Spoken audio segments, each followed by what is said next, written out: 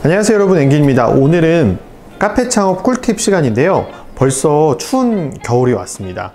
겨울에 항상 동파 사고가 많이 발생하곤 하는데요.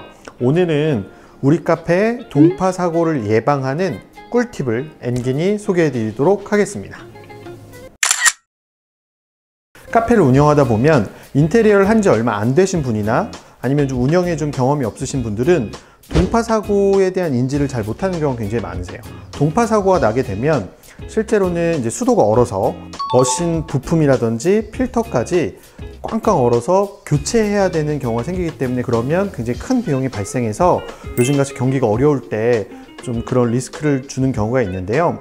동파를 방지하기 위해서 제가 몇 가지 꿀팁을 좀 알려드릴 겁니다. 첫 번째는 누구나 아시겠지만 굉장히 추운 한파 시기일 경우에는 매장을 영하로 떨어지지 않게 난방기에 온도 설정을 해놓고 가시는 것이 상당히 중요합니다. 두 번째는 냉장고 효과라고 해서, 외부는 이제 영상인데 이제 수납장 하부에는 배관이나 외부에서 유입되는 찬바람으로 인해서 영하로 떨어지는 경우가 굉장히 많아요. 그래서 그 수납장을 열고 퇴근하시는 게 굉장히 중요합니다. 그래도 춥다라고 하시는 경우에는 개별 난방기를 좀 틀어서 그쪽만 조금 더 따뜻하게 온도를 유지해 주시는 게 좀 중요합니다. 요즘에는 뭐 화재 사고를 방지하기 위한 열선 제품들이 굉장히 많기 때문에 좀 다양한 제품들을 좀 검색해 보시면 좋을 것 같아요. 그리고 이제 세 번째로 가장 중요한 부분 중에 하나는 물을 조금씩 틀어놓고 가는 겁니다. 요거는 다 아시는 거잖아요. 그래서 물을 꼭 틀어놓고 가셔서 물이 좀 순환이 되도록 해주시는 것도 굉장히 중요할 것 같습니다.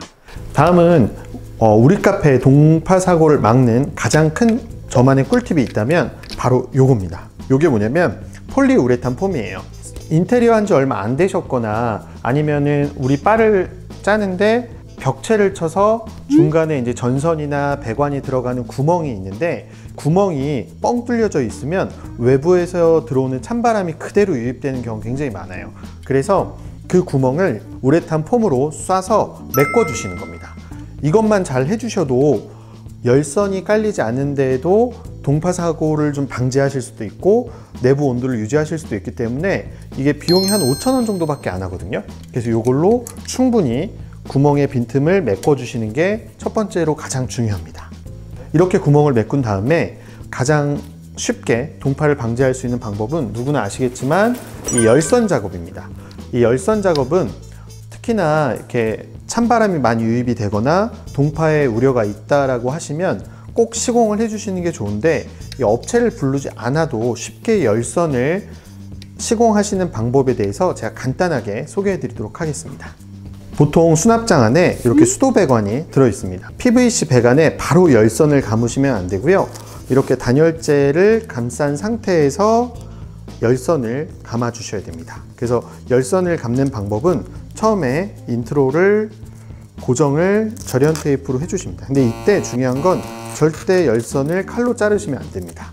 칼로 자르면 혹시라도 피복이나 PVC 배관에 손상이 될 수도 있기 때문에 손으로 꼭 잘라 주셔야 하고요.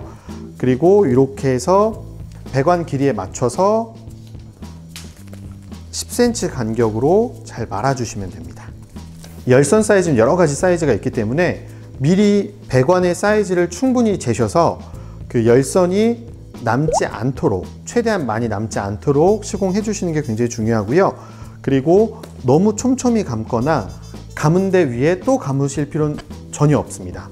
그리고 혹시라도 열선이 길이가 남았다고 해서 이렇게 묶어서 두신다거나 끝을 잘라서 결선을 새로 해 주신다거나 하면 화재의 위험이 있기 때문에 웬만하면 그렇게 시공하지 않는 게 좋으세요. 그렇게 해서 이렇게 열선을 감아 주신 다음에 마지막으로는 이제